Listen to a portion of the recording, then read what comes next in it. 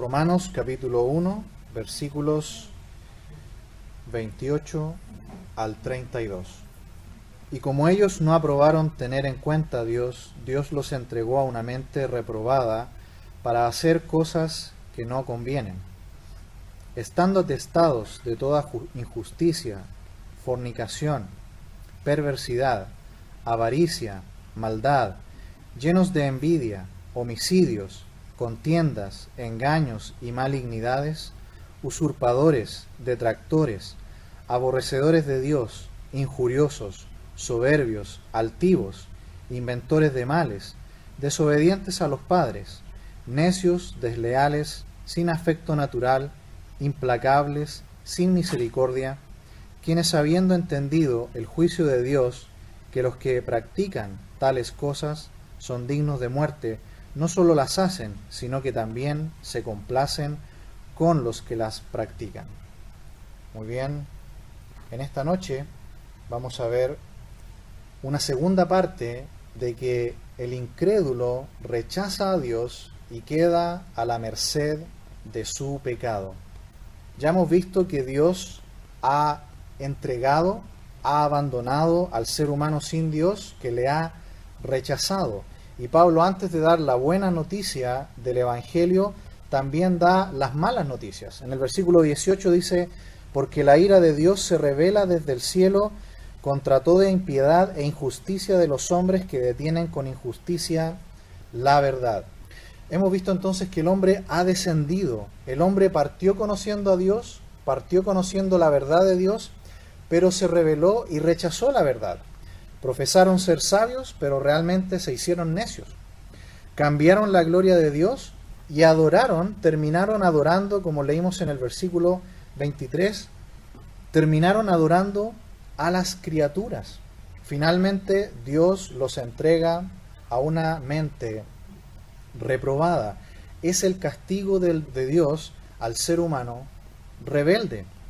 Cuando leemos ahí en el versículo 24 que Dios los entregó, significa que literalmente los entregó a los deseos de su corazón y a toda inmundicia. ¿Recuerdan que en 1 de Juan capítulo 1 dice que la sangre de Jesús nos limpia de todo pecado? Ahí está la misma palabra. Nos limpia de toda maldad, de toda injusticia. Acá literalmente también es la misma palabra, inmundicia, es decir, es el antónimo de lo que se usa allí en 1 de Juan. Cuando se nos dice que han sido entregados, es la acción judicial de Dios, de entregar al hombre sin Dios a la prisión donde debe estar por causa de sus pecados. Se nos muestra también aquí en Romanos que las personas sin Dios han desertado voluntariamente de venir a Dios y han querido seguir su propio camino y han quedado expuestos así a la propia determinación de sus almas y a su autodestrucción. Y esto es en parte el precio de la libre moral que el hombre quiere vivir. Desea vivir abandonando a Dios por su propia voluntad y esto lo deja a merced de las consecuencias, una muerte espiritual e incluso más, a una muerte eterna, a la separación de Dios. En el versículo 25 también vimos que cambiaron la verdad por la mentira. La Biblia dice que el padre de mentira es Satanás, en Juan 8:44, siendo que Dios es luz y verdad, en 1 de Juan capítulo 1. Por esa razón que nosotros los hijos de Dios, en Colosenses 1:23, dice que hemos pasado de las tinieblas al reino de su amado Hijo.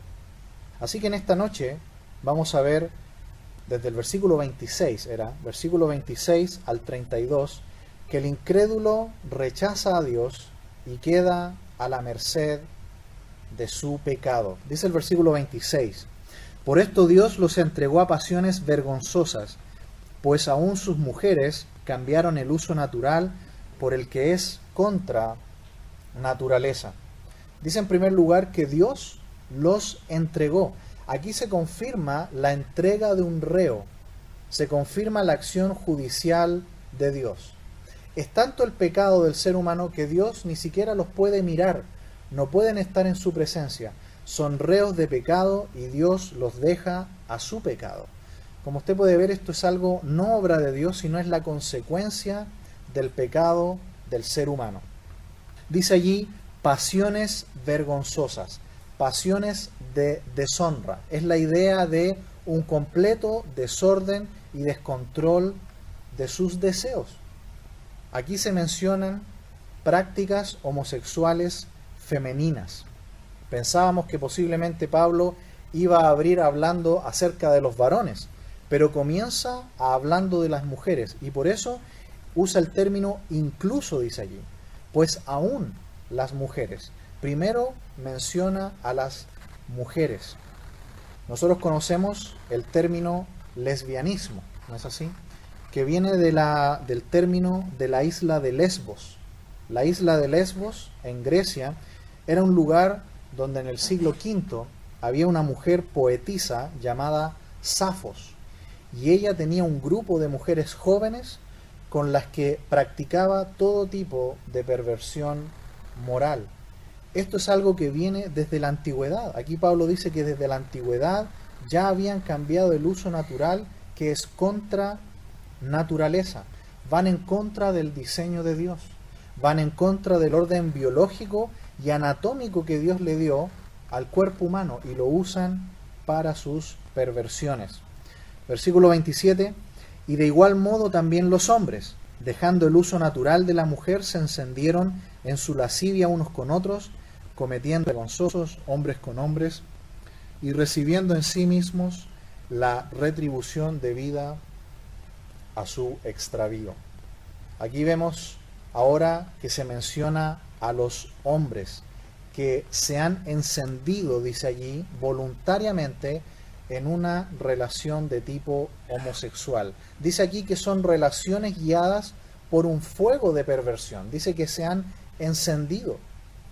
Y usted puede ver que muchas de estas personas, encendidas por su lascivia, dice aquí, han llegado también al uso contrario del orden que Dios ha establecido, y han recibido, según la Escritura aquí, la retribución debida a su extravío. Y el pago lo hemos visto en diferentes niveles. ¿Qué ha pasado con la familia y con la humanidad a través de todo el tiempo por estas desviaciones que se han producido en cuanto a la vida moral? Hemos visto que el adulterio y la fornicación ha destruido muchas familias y matrimonios. Producen peleas, venganzas y hasta la muerte de los ofendidos. Se producen todo tipo de violaciones y abusos, incluso de menores. Modernamente también estamos conociendo todo tipo de enfermedades de transmisión sexual. Algunas sabemos que son mortales en algunos niveles, como es el SIDA, y muchos niños han sido infectados por las acciones de sus padres. Y alrededor de todo este tipo de problemas también surgen otros, como el aborto. Vemos cómo nuestra sociedad dice en el día de hoy que este tipo de prácticas son un avance, son un progreso. ¿Lo han visto? Pero aquí la palabra de Dios nos muestra que es el descenso de la civilización, que no es un síntoma de avance, de progreso, de modernidad, todo lo contrario. Un ser humano, si se introduce en esta práctica, no se salvará de sufrir por introducirse en estas prácticas. No tienen vidas plenas y felices como aparentan. De hecho, usted puede ver las estadísticas de ver cómo estas relaciones son inestables y muchos de ellos tienen diferentes parejas a través de su vida. Algo también que estamos viendo es que este tipo de parejas quieren casarse, por supuesto en algunos países ya lo han logrado, la ley del matrimonio homosexual, y también ahora están pidiendo poder adoptar hijos. Nosotros la pregunta que nos hacemos es, el interés superior es el del niño. Lo que nosotros nos preguntamos cuando hay un niño que no tiene padres, un niño que es objeto de adopción, ¿qué es lo que perdió ese niño? Lo que ese niño perdió es un padre y una madre. Eso es lo que perdió. La adopción debe asegurar eso, que el niño recupere lo que perdió, un padre y una madre. Por lo tanto, hermanos amados, debemos orar para que este tipo de prácticas y de leyes no avancen. Dios, y no nosotros, dice que esta conducta es perversa y que al final paga muy mal. No es el mejor entorno para el crecimiento sano de un niño. Y con respecto también con la verdad de Dios, podemos compartir esto de manera respetuosa, pero principalmente orando. Y hacemos énfasis al concepto de la verdad, porque si usted se fija, mucho del argumento de los homosexuales, o como también lo estamos viendo con el tema del aborto, usted va a notar que son mayormente argumentos sentimentales, apuntando a las emociones y no a la verdad, no a la ciencia, no a la biología y a lo legal. Dice el versículo 28, y como ellos no aprobaron tener en cuenta a Dios, Dios los entregó a una mente reprobada para hacer cosas que no convienen.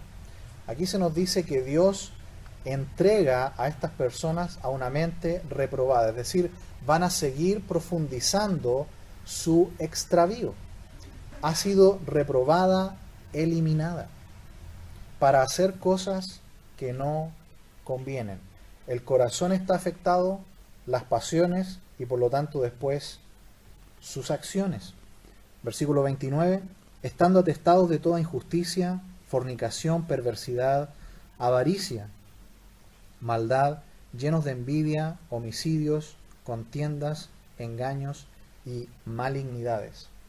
Dice aquí que están atestados de toda injusticia. El término allí significa que están llenos, infectados, es algo masivo. Estar entregados moralmente a prácticas pecaminosas como las que acabamos de ver, va a llevar al ser humano a otras prácticas también. Fíjese lo que dice aquí este versículo 29. Dice en primer lugar, injusticia. Injusticia significa el encabezamiento de todos los pecados que vienen a continuación. El primero mencionado aquí es fornicación. La palabra fornicación significa cualquier tipo de impureza moral. La palabra griega porneia, de aquí obtenemos palabras como pornografía, es decir, es todo tipo de inmundicia moral. En tercer lugar dice aquí perversidad, malicia, maldad, todo tipo de cosas dañinas que son una disposición del corazón. Dice allí también avaricia, es la pasión por tener más posesiones y dinero, un deseo de tal magnitud que no deja de tomar lo que le pertenece a otros. Sigue diciendo también allí, otro pecado que viene de todo esto es maldad. Maldad. Se distingue de la malicia en que es una iniquidad deliberada que tiene placer en hacer lo malo y lo dañoso. Sigue diciendo allí también envidia.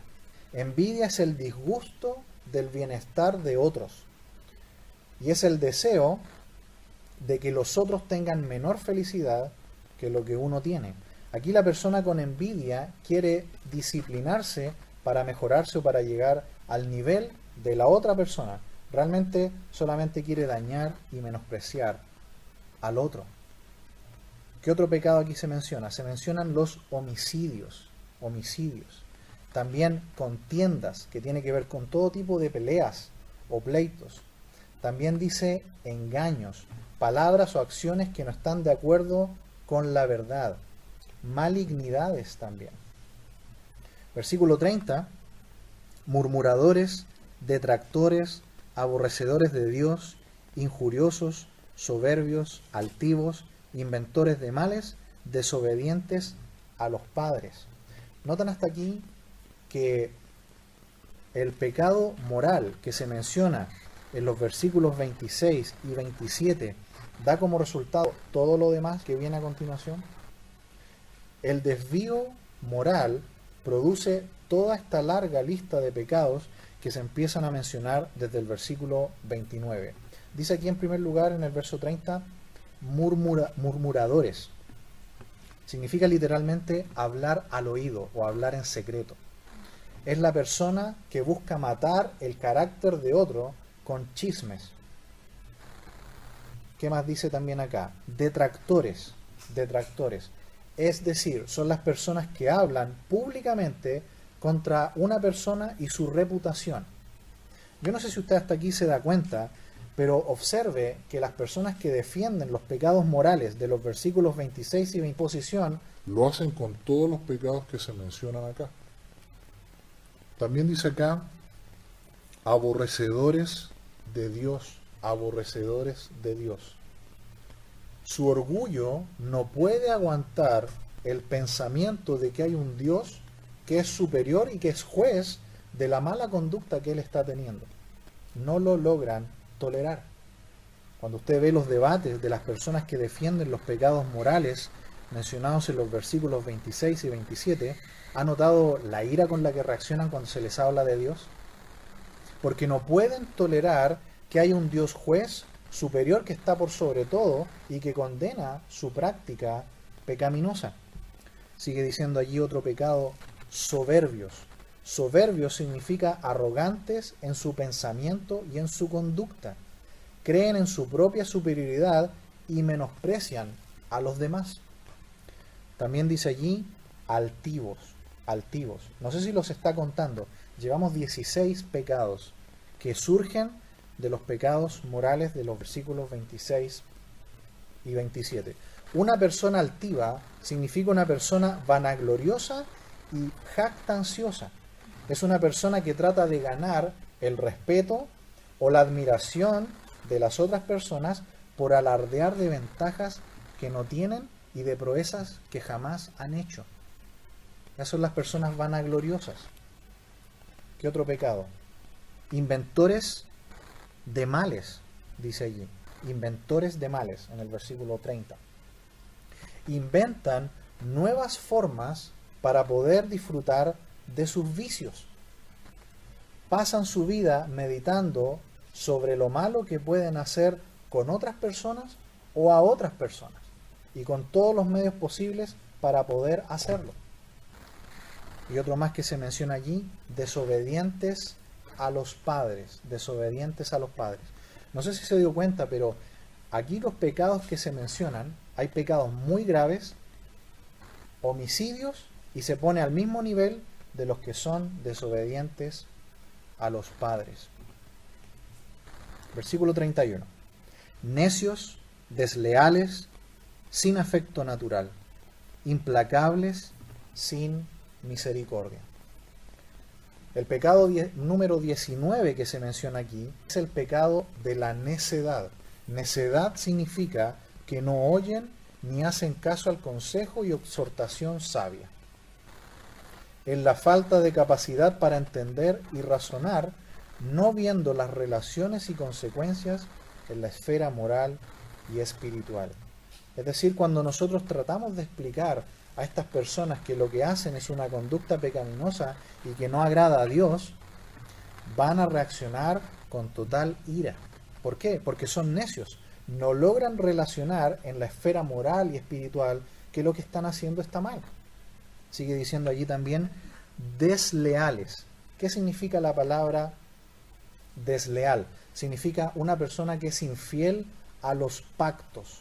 Es una persona que violan los contratos que han firmado. Y esto se puede ver en todo tipo de relaciones con personas y relaciones sobre todo familiares.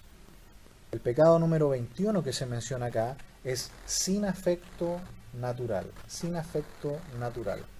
El afecto natural es el afecto que existe dentro de la familia. Hay afectos que son naturales, como el afecto de los padres a los hijos o de los hijos hacia los padres. Pero sin afecto natural es el antónimo acá. Significa la destrucción de la ternura natural como la que se ve de una madre a un hijo. Cuando nosotros hablamos, por ejemplo, de padres que abandonan a sus hijos o del aborto, vemos esto, la destrucción total del afecto natural, de dejar a los padres sin cuidado. Todo esto es parte de la destrucción del afecto natural. Dice también al final del versículo 31, implacables. ¿Qué significa una persona que es implacable? Es una persona que es imposible de reconciliar. Es una persona que no quiere perdonar. Cruel, sin compasión. Una persona intransigente.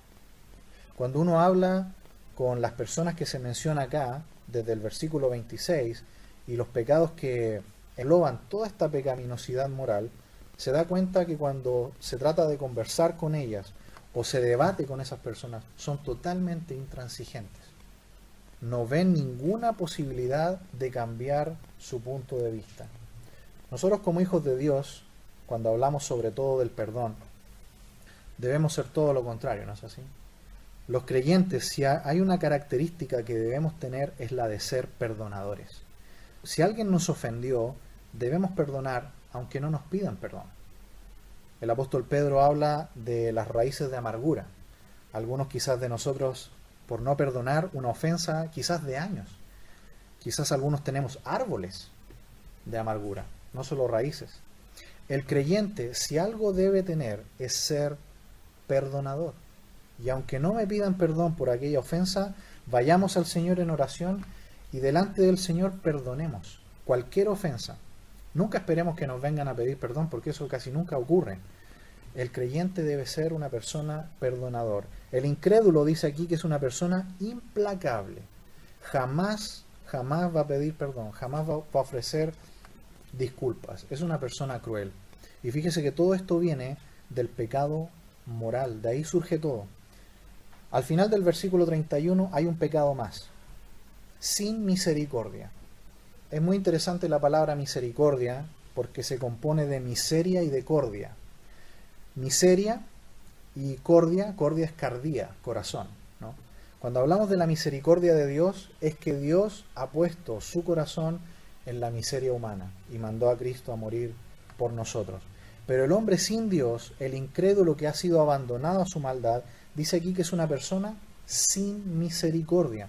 No tiene ninguna capacidad de ponerse en el dolor del otro. Es una dureza de corazón en la cual no siente ninguna compasión por nadie. Hasta aquí, hasta el versículo 31, se han mencionado 23 pecados. Y todos estos pecados surgen del desvío moral de los versículos 26 y 27. El pecado de la fornicación en todas sus formas. Pablo de manera muy explícita menciona el homosexualismo y el lesbianismo y menciona que a partir de todo eso viene la destrucción moral en todas las demás áreas del ser humano. ¿Y cuál es la conclusión que Pablo hace en el versículo 32? Dice, quienes habiendo entendido el juicio de Dios, que los que practican tales cosas son dignos de muerte, no solo las hacen, sino que también se complacen con los que las practican. Es decir, luego de haber conocido a Dios y de haber descendido tanto, haberse entregado a la inmundicia, a sus pasiones, a una mente reprobada, ¿cuál es el veredicto de Dios delante del ser humano que se ha desviado completamente? ¿Cuál es la justicia de Dios? Según aquí el versículo 32, es la muerte. Es decir, todo ser humano incrédulo que está introducido en estos pecados que se han mencionado acá, en mayor o menor medida, en esto que hemos mencionado aquí recién están todos los seres humanos. Es decir, cuando nosotros no conocíamos a Dios, cuando nosotros no conocíamos a Cristo, cada uno de nosotros era potencialmente un pecador como cualquiera de los que está acá. Desde los pecados más menores que podríamos considerar acá, hasta los peores. Cualquiera de nosotros podría haber sido un asesino, o una persona moralmente desviada, o una persona que practicaba cualquier tipo de avaricia. Pero el Señor nos rescató a nosotros de eso. Y damos gloria al Señor por eso. Pero las personas que aún no conocen a Cristo, dice aquí que el veredicto de Dios, la justicia de Dios, ¿cuál es? Son dignos de muerte. Es decir, si mueren, si pasan de este mundo, sin haber conocido a Cristo, sin haberse rendido delante de Dios, dice que a lo que van es a la muerte eterna. Ese es el veredicto de Dios. ¿Cuál es el único camino para que Dios pueda tener misericordia? Desde que se abrió el libro, Pablo nos enseña que esta epístola a los romanos es la revelación de la justicia de Dios. La revelación de la justicia de Dios. Y la justicia de Dios tiene dos formas. Está la justicia de Dios para condenación, que es la que se menciona aquí claramente, por todos los pecados que se mencionan, pero también está la justicia de Dios para salvación. La justicia de Dios para salvación. Y está explicada muy bien, si me acompaña el capítulo 4 de Romanos. Vamos al capítulo 4 para saber lo que Dios quiere hacer aquí. ¿Qué quiere hacer Dios? Romanos capítulo 4, leamos el versículo 4 y 5. En este capítulo 4, para tener un poco el contexto, viene hablando de la fe de Abraham y la fe de David, ¿sí? Y lo que Pablo quiere hacer en el capítulo 4 es explicar que tanto David como Abraham fueron salvos solamente por la fe. Y que Abraham, en el tiempo de Abraham, estaban los 10 mandamientos, estaba la ley. ¿Cuándo vino la ley? Con Moisés, por lo menos 400 años después. Si tomamos solamente los 400 años de Israel en Egipto. Por lo tanto, fueron por lo menos 500 años antes de que fuera dada la ley. Entonces, lo que Pablo quiere demostrarle al pueblo de Israel aquí en Romanos y al mundo entero es que Abraham fue salvo por la ley. No, por la fe. Y después David, estando también en la ley, tampoco fue salvo por la ley. ¿Fue salvo por qué? También por la fe. Entonces, ¿cómo se salva el ser humano? Versículo 4. Pero al que obra, no se le cuenta el salario como gracia, sino como deuda. Mas al que no obra, sino cree en aquel que justifica al impío, su fe le es contada por justicia. Qué maravilloso, ¿no? Como Dios resuelve el problema de su justicia. El hombre está condenado a muerte por su pecado. Lo ha dejado muy claro en estos versículos 26 al 32. Pero Dios ha revelado su justicia para salvación. ¿Qué tiene que hacer el ser humano sin Dios? ¿Hacer buenas obras para ser salvo? No. Dice aquí que si el ser humano se trata de salvar por buenas obras, no es gracia, sino que está acumulando ¿qué cosa? Una deuda. Es decir, el juicio va a ser peor para aquellos que se tratan de salvar por una religión. Va a ser peor el castigo para aquellos que se tratan de salvar a sí mismos tratando de agradar a Dios con sus buenas obras. No alcanza. Porque nadie en pecado puede agradar a Dios. Dice aquí en el capítulo 3, versículo 10, que no hay justo ni aun uno. No hay quien entienda, no hay quien busque a Dios. Todos se desviaron, a una se hicieron inútiles. No hay quien haga lo bueno, no hay ni siquiera uno. Por lo tanto, todos los seres humanos estábamos condenados. La única manera es lo que dice el versículo 5. Mas al que no obra, si no cree, fíjese la diferencia, en aquel que justifica al impío, su fe le es contada por justicia. Es decir, ya sea que usted haya vivido en la época patriarcal, en la época anterior al diluvio, aunque usted haya vivido antes de los 10 mandamientos y de Moisés, usted fue salvo por la fe, mirando al Mesías hacia el futuro. Y si usted en el día de hoy no está seguro de su salvación, lo que usted tiene que hacer es no mirar hacia el futuro, sino mirar hacia el pasado. Hace 2000 años atrás vino a este mundo el Cordero de Dios, el Señor Jesucristo. Y Él murió en la cruz en tu lugar para darte la gratuita salvación y la limpieza de tus pecados. Lo único que tienes que hacer es creer en Él. Creer que Él murió por ti. Creer que, como acabamos de leer, eres pecador y que estás condenado a la muerte. Pero que Él te puede salvar y limpiarte de todos tus pecados. Si crees en Él, recibes el perdón de tus pecados y la vida eterna. Hemos visto en esta noche que el incrédulo rechaza a Dios y queda a la merced de su pecado. No es Dios el que se ha alejado, es el hombre el que arranca, el que se escapa de Dios, y Dios simplemente lo deja a la merced, a las consecuencias de sus propios pecados. Ven a Cristo si aún no lo has hecho. Él te va a salvar.